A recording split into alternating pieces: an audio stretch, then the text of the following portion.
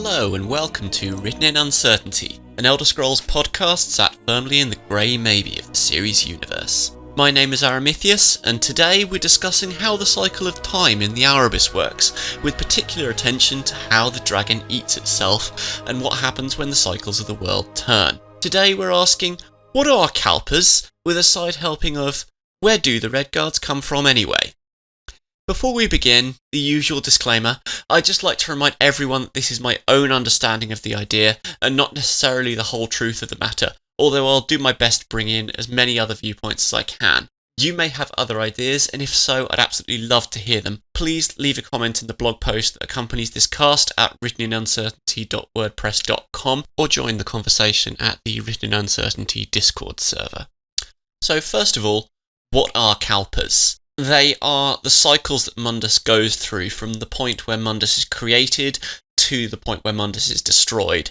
And this has happened more than once, if what we're led to believe about kalpas is true. They take their real-world inspiration from the Dharmic religions, so from Hinduism and Buddhism. They both have the concept of kalpas in them. The word kalpa itself means aeon in Sanskrit, which is just a period of time, and both religions apply kalpas a little differently. Buddhism has many and various different types of kalpa, which function off a base unit of the Ayu kalpa, which is based on the average lifespan of a human being, which fluctuates according to the level of righteousness of the general population, and the others are all based on multiples of that. The Anta kalpa is based on how long it takes an Ayu kalpa to expand from 10 years and then contract back to 10 years again. After the Antya kalpa, we have the Asankhya kalpa, which is 20 Anta kalpas, and there are various others that happen after that are multiples of Asankhya kalpas, and so on and so forth. In Hinduism, a kalpa is equal to a day and night of Brahman, and it's further divided into various other subsections. You have two Artha kalpas, which are the primary unit, and you've also got the idea within Hinduism that a kalpa is a cycle kind of like the aging process, in that you have the beginning, you have the middle, the sustaining, and the end, the destruction. Precisely what the length of these particular cycles are varies depending on who you ask. I've seen different numbers for precisely how long each is supposed to be, so I don't think there's a settled number. I think it depends on quite what tradition of Hinduism is involved. If anyone knows any different to me, please let me know and I will be happy to be corrected. Within the context of the Elder Scrolls, we don't actually know if there's a duration for the kalpa, but we do have the sense that some things have happened before, and there are certain events that have to happen for a kalpa to fully play out, which I'll get to a bit later. But first of all, their place within the Elder Scrolls universe and where they came from. They were introduced into the games in the Elder Scrolls 4 in the Knights of the Nine expansion, with a text claiming that Umaril's father was, to quote, a god of the previous kalpa's world river. It was implied before this in the 36 Lessons of Vivek, and again we've got connections to water here, when Sermon 28 mentions, when the Dru ruled the world, the Daedroth prince Molag Bal had been their chief. He took a different shape then, spiny and armoured and made from the sea. We also have, as our final base text of establishing kalpas within the franchise, a text from the Mystic commentaries on the Mysterian Xarxes, but this could potentially be rubbish. It depends on how much stock you place on Mankar Cameron. The quote is, the Mundex Terene was once ruled over solely by the tyrant Dru kings, each to their own dominion, and border wars fought between their slave oceans. They were akin to the time totems old, yet evil, and full of mockery and profane powers. No one that lived did so outside of the sufferance of the Dru. Now, these last two mention the Dru as a different cycle of the world, but don't use the term kalpa itself. So, are they actually kalpas? I definitely think so, because there's no account of the history of Tamriel anywhere, in creation to destruction, that brings up a time when the Drew ruled the world. And so either both of these sources are talking rubbish, or they're talking about a different cycle of the world, a different timeline maybe at the absolute outside. But this is talking about a version of Mundus that is very different from the current Mundus that we know. Indeed, if we take what the annotated Anuad says about this cycle of Mundus, then this Mundus didn't have oceans to begin with. It had interspersed seas, but the majority of the water that came with it only happened after the Elnathay Wars. We get some more hints that are a little more obtuse, but in my opinion a bit more interesting, about kalpas and what they are and how they work in the various myths and creation myths of Tamrielic cultures, most primarily the Redguard creation myth and the Nordic texts Shor, son of Shor. The Redguard creation myth talks about there being various skins of Satakal, the world serpent, and that the spirits of the world jumped from skin to skin as each one was shed by Satakal, and then there was a place of waiting between skins. And the way that the myth later presents the current version of Mundus as being created, it's very clear that the skins of Satakal are worlds.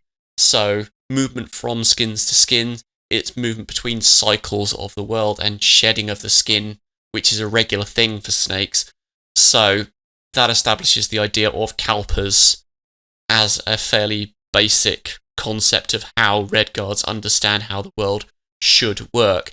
There's a little oddity about this particular world, this particular kalpa, but we'll get to that a little later when we get to the exceptions. In Shor, son of Shor, we have what appears to be a cyclic battle going on. If you look at the start of the text, it begins with, "and the awful fighting ended again," which implies that this fighting has happened, it stops, and then at the end of the text, we have, "and the awful fighting began again."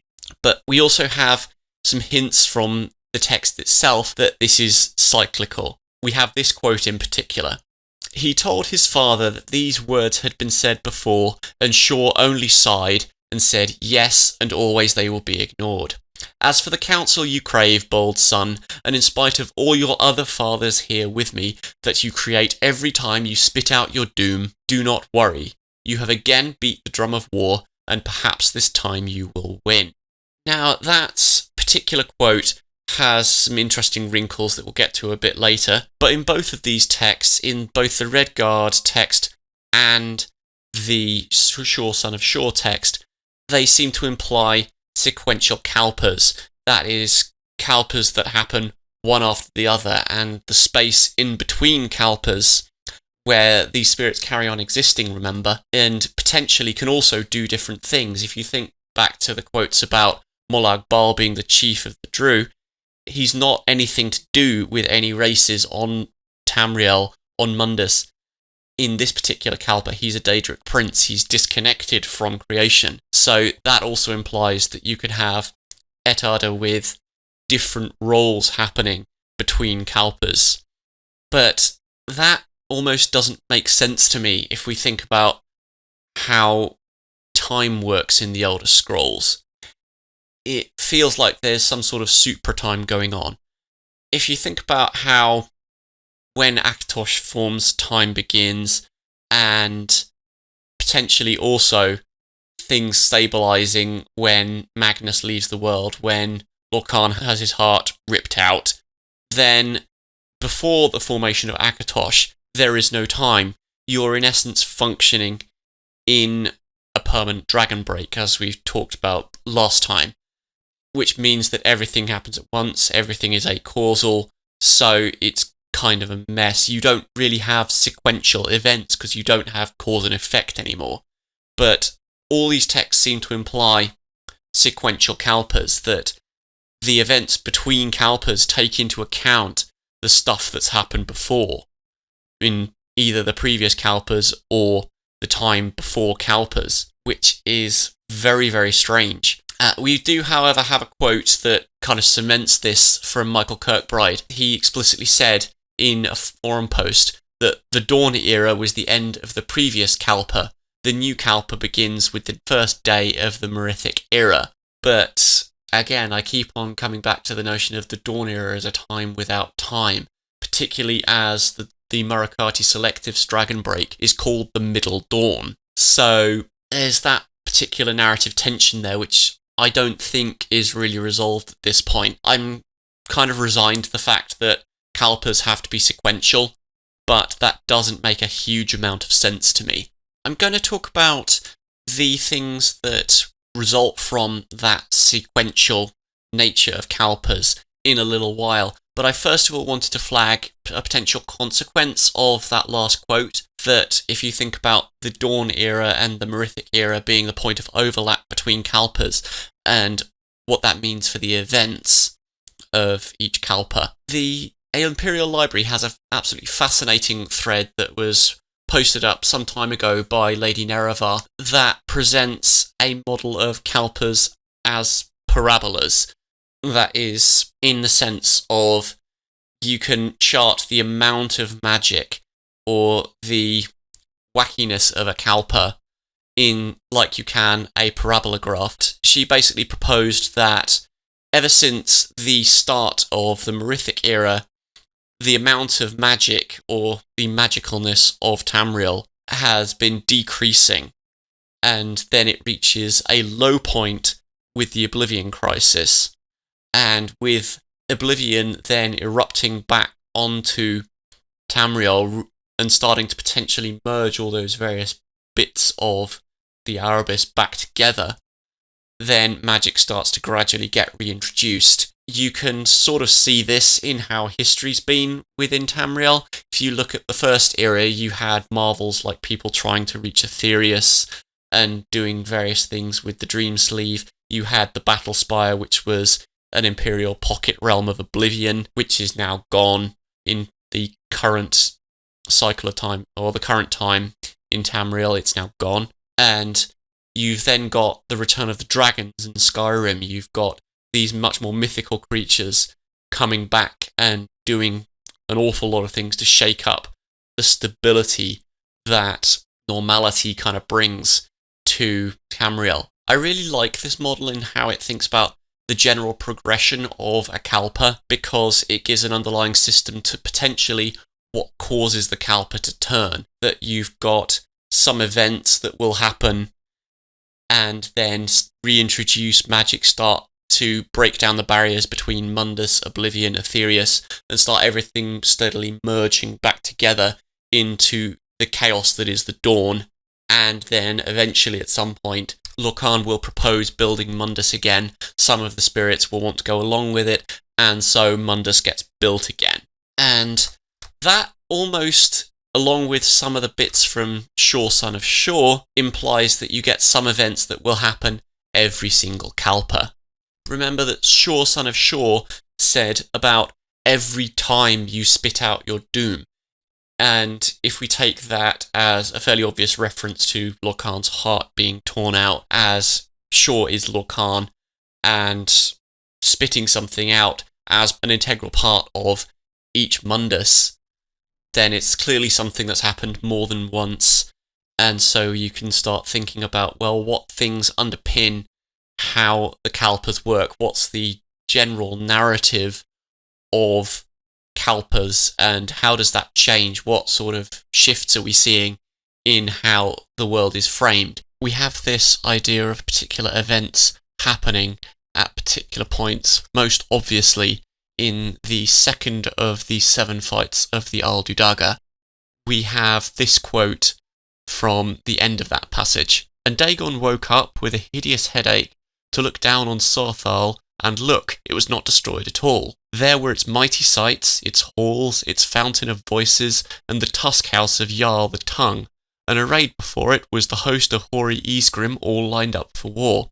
Oh crap, Dagon said, shaking his hurt head.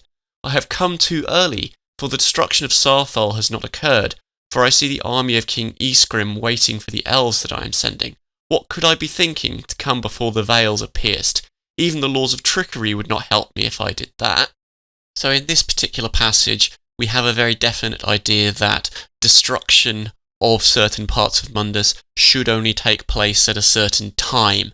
And so there's that idea of Sarthal being a keystone to the general playing out of the timeline of Mundus. It's a particular point in the events of Mundus' story, and when Sarthal is or is not destroyed is an important point to think about where people are in any given kalpa. And then we've obviously got the Drew being the masters of the previous kalpa, so you've got the difference between water and dry land, or earth maybe, in this particular kalpa, as it took something particularly spectacular to make oceans in this particular kalpa. It took the Elnafay War to do that. And one really interesting little possible hint at this is the way that the Elder Scrolls Online presents what water is in some ways. Harold Kixarthy says, "No point in hiding it now. When a mortal dies, where do you think their memories go? Don't bother guessing, I'll tell you. They go into the water. They become water. All of the memories of Tamriel's history are stored in its waters." So, water is memory in this particular way of thinking, as much as you possibly don't need to trust a cultist in quite that way.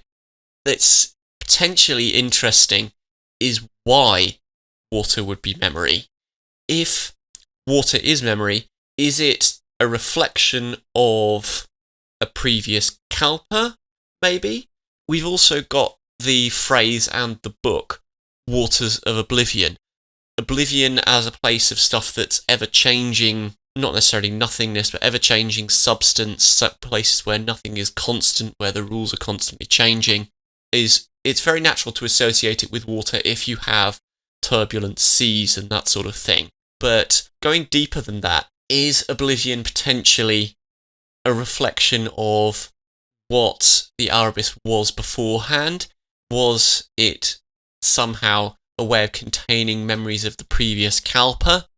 It's not really a question I have an answer to, but it's an interesting thing to me to think about. If you're thinking about what the symbolism of water as memory is, and if the previous kalpa is also something to do with water, then the links that you can make between those two and what water means in Mundus's current kalpa are really interesting. And I also think that it's therefore not any sort of coincidence that the Redguards are the preeminent sailing race on Tamriel.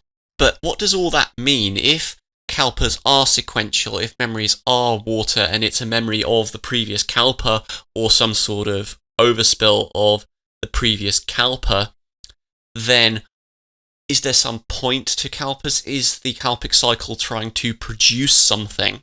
I think definitely yes, if we take Shor, son of Shor, as literally as we can, because it's talking about trying to achieve something, and the "maybe this time you will win" line says that Shor, or Lokan, whichever way you want to look at him, is trying to achieve something throughout all this. And I think what that is the Sijik endeavour.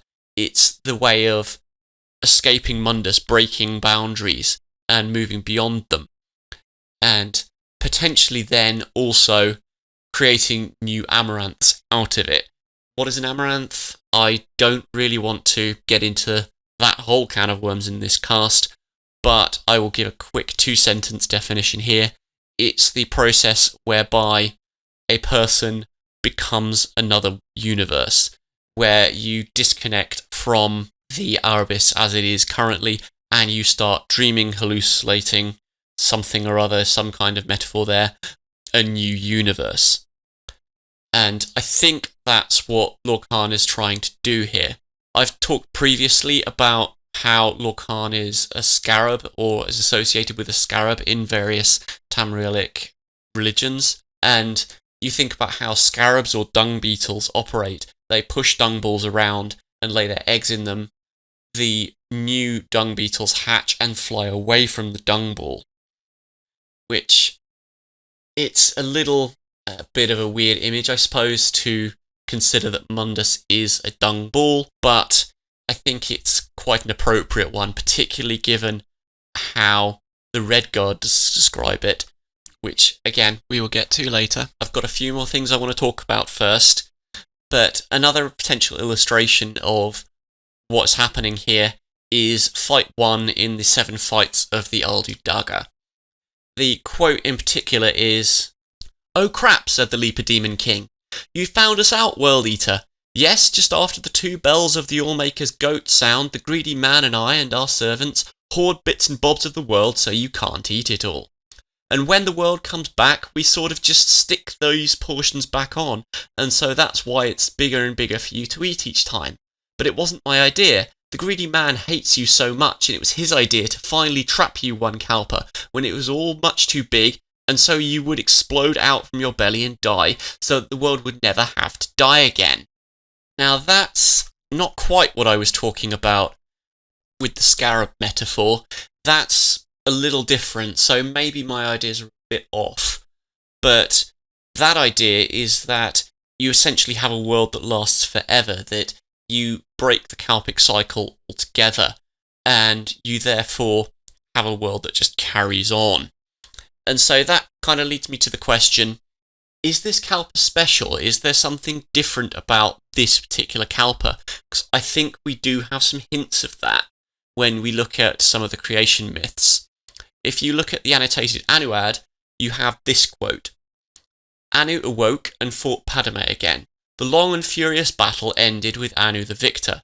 He cast aside the body of his brother, who he believed was dead, and attempted to save creation by forming the remnants of the 12 worlds into one, Nirn, the world of Tamriel."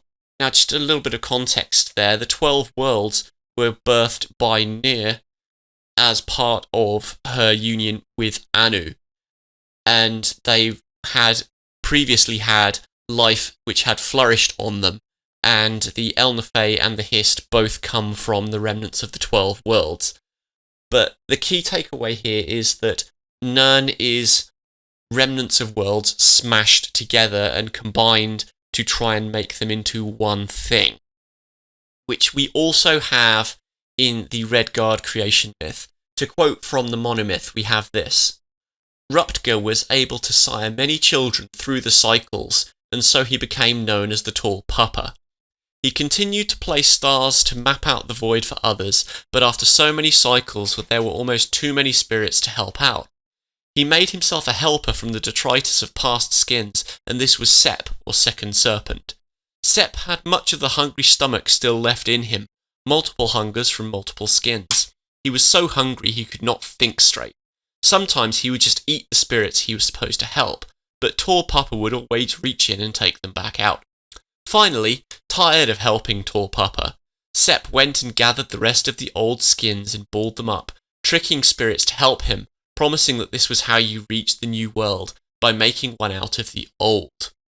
So both these myths have Mundus being created through everything being combined from the detritus of previous kalpas, and the 7 Fights has something similar in that the Leaper Demon King was hoarding things and then just tacking them back onto the world as they go.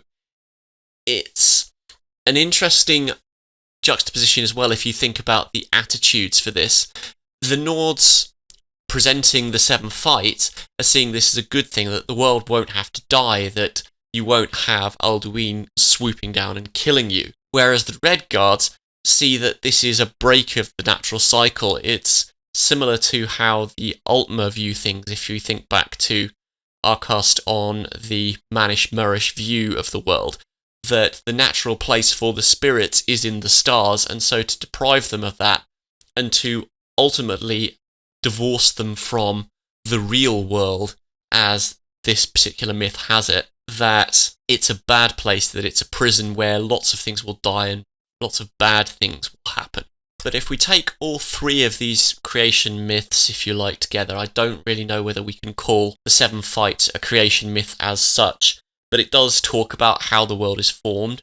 If we take those 3 sets of tales together, then this particular version of Mundus has an awful lot that's quite different about it, that it's got an awful lot of things from previous kalpas that means that it potentially represents some form of culmination, maybe, that we've got this endless cycle of things going on and on and on, and then finally the cycle is broken, which is kind of quite a Buddhist idea. If you think about how reincarnation is supposed to work in Buddhism, it's something that each soul has to go through. You get rebirthed and rebirthed and rebirthed in a purifying process, and ultimately you then are removed from the cycle of rebirth when you've reached the final realization of enlightenment, and then just get broken down, which is not quite what's happening here, because we do have an eternity of matter rather than being dissolved into nothingness. But that series of cycles that try to resolve something definitely feels like the progression that we were talking about earlier, that it's working its way towards something. And like reincarnation, it doesn't really seem like most of the cultures of Tamriel really are aware of this.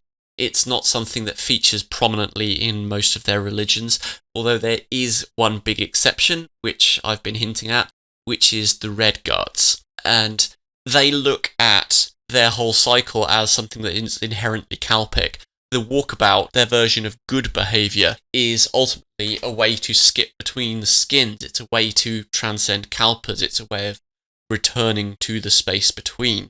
And this got misinterpreted, reinterpreted, however way you want to put it, as the Redguards coming from a previous Kalpa. And this is particularly thanks to a comment that Michael Kirkbride made on the TES Law subreddit, which is additions.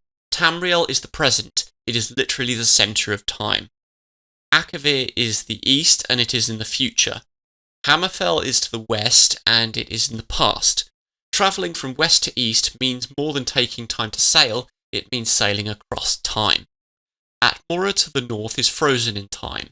As such, it didn't really exist at all. Aldmeris to the south is outside of the time.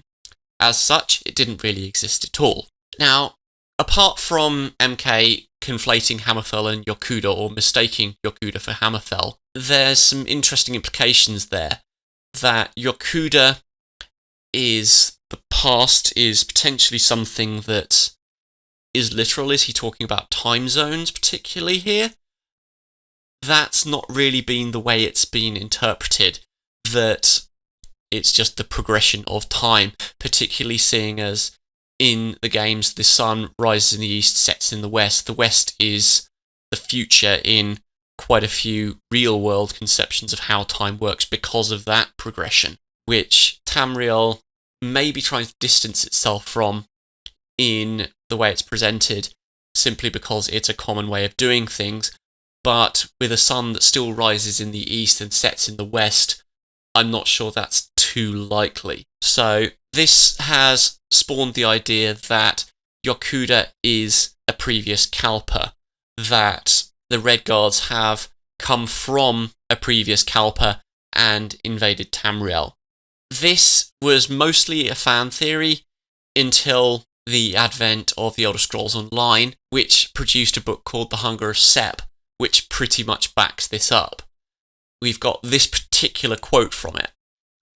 Then evil came to Yokuda, and red war, and forbidden rites were practiced, and fell things were summoned that should never have been called forth. It was a time of ending. Sutakal rose from the starry depths, and Yokuda was pulled down beneath the waves. But after every end time comes a new time, and it was even so in this case. For some of the people were permitted to sojourn to Tamriel, where we took Hammerfell for our own. There we were given a chance to once again worship the gods in proper reverence. Now that sounds very like if we're thinking of the waters of oblivion as waters from which everything rises, and that water is the general chaotic mess of Aetherius and the Erebus in general, then Yokuda being pulled down into the depths is not just an Atlantis myth, it is a way of saying it's something being ended and destroyed and so on and so forth.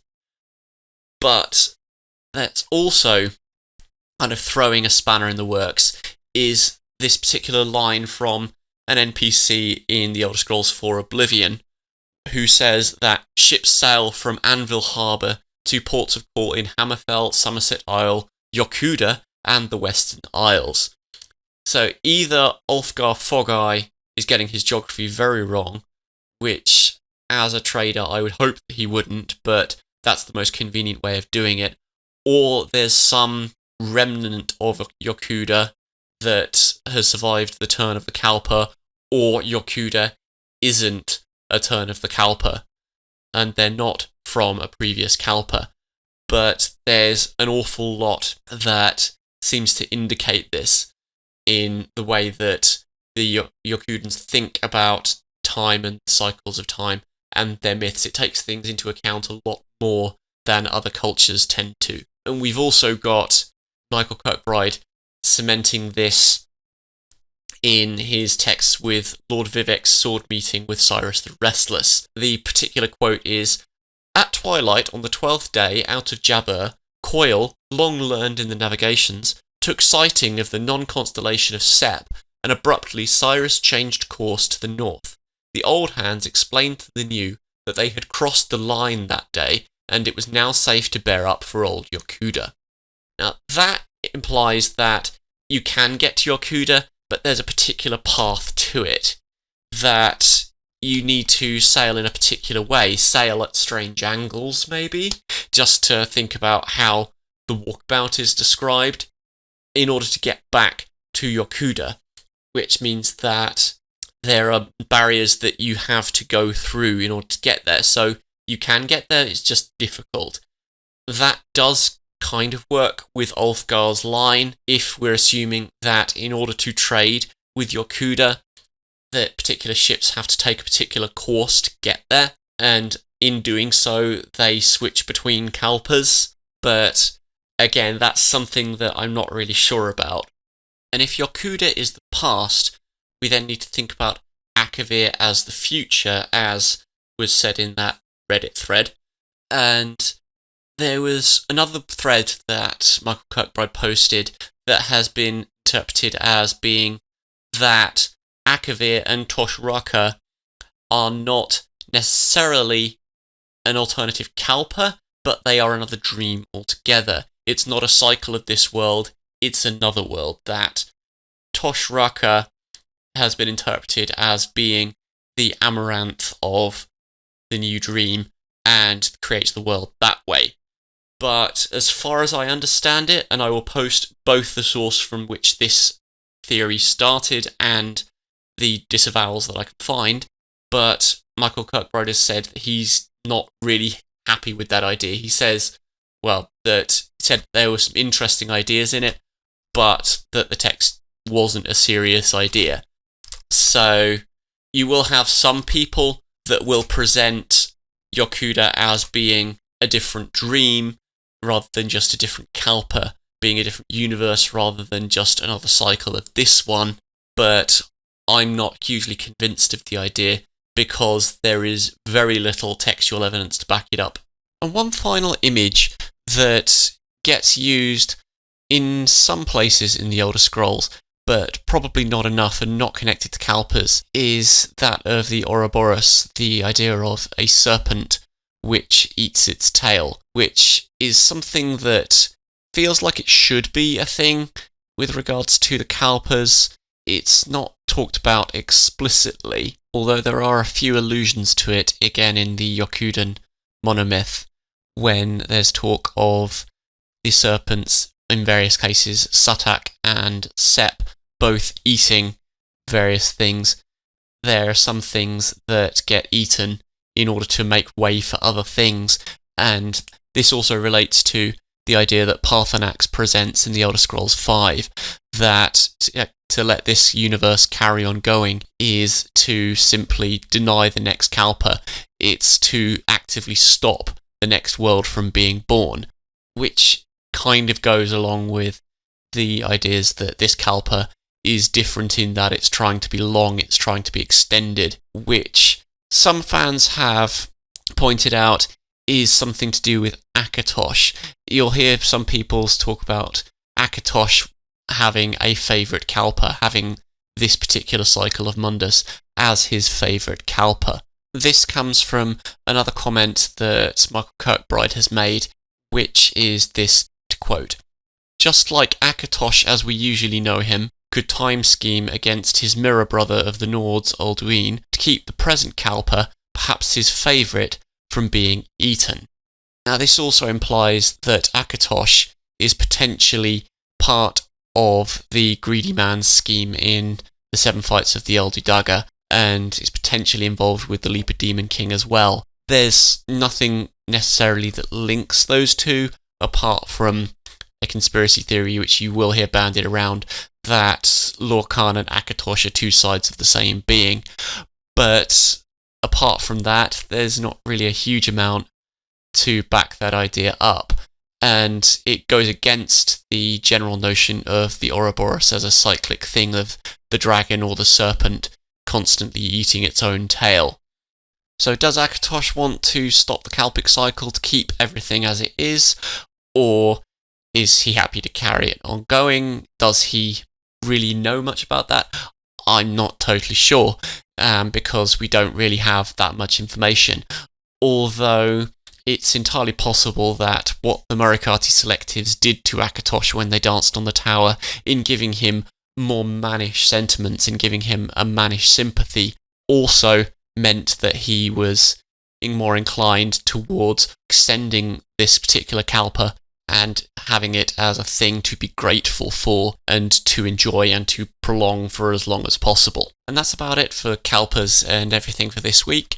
Thank you ever so much for taking the time to listen. If you have enjoyed this, please feel free to subscribe with your favourite podcast catcher. I'm available in most places at this point. And please feel free to visit the blog and check the sources out at writteninuncertainty.wordpress.com.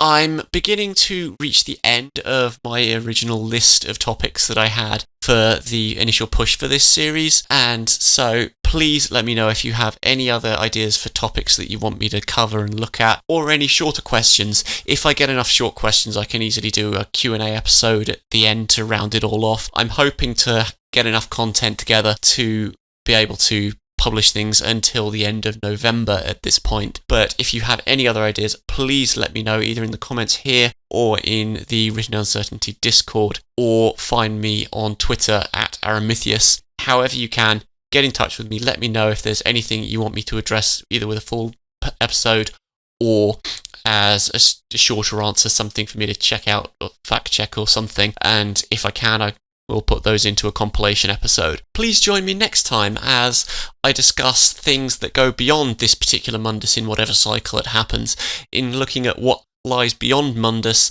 and beyond the thing that constitutes Mundus itself. Next week we're asking, what is the Godhead and what do flowers have to do with that? Until then, this podcast remains a letter written in uncertainty. You've been listening to Written in Uncertainty, an Elder Scrolls podcast written and presented by Aramithius. The music for this podcast has been kindly provided by Jan Glembotsky. Check them out on SoundCloud under Songs from the Lost Land, and I'll see you next time.